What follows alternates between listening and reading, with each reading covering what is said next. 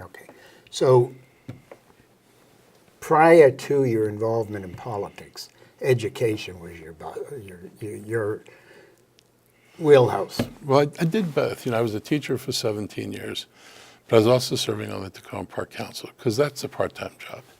And I had run for county council also because when you're a teacher, I got into it because I wanted to make a difference. You don't do this for the money.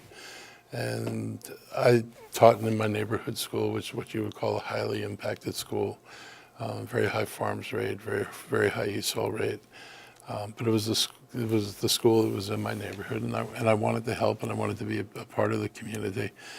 But the more you're in that, you realize that ultimately the ability of a school or anything to develop or to provide services and programs that were really change for people, bring change for people. It was really the county that controlled the strings, the purse strings. And so school overcrowding is directly a result of how much money I invest in either teachers or in classrooms. And the social circumstances that people live in are determined in some part by county policies. So I got more and more interested in the interplay of social circumstances and the impact on children and their learning.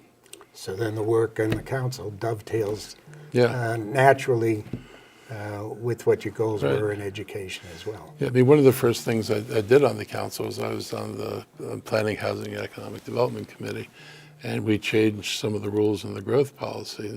When I got on the council, I think it was that a whole cluster had to be overcrowded at 145% for the entire cluster for you to put a cluster in moratorium. And that was crazy because we had schools at 180%, 185%, and schools at 100, and averaged out to just under 145. So you could continue putting kids into that cluster, even if it was right next to a school that was at 180% of capacity. So I was able to bring that down to, I think it was 125. I tried 120. I didn't get there the first time. But at least bring it down to a lower number. And the irony was, because the school system at that time was still too tied to Montgomery County politics, frankly, the school system opposed the initial efforts to bring down the definition of what an overcrowded school was. Really? Which just was surreal, because on the one hand, they all know, every superintendent knew the impact on learning that comes from class sizes that are too big. Yeah. So it was more of a problem than it should have been.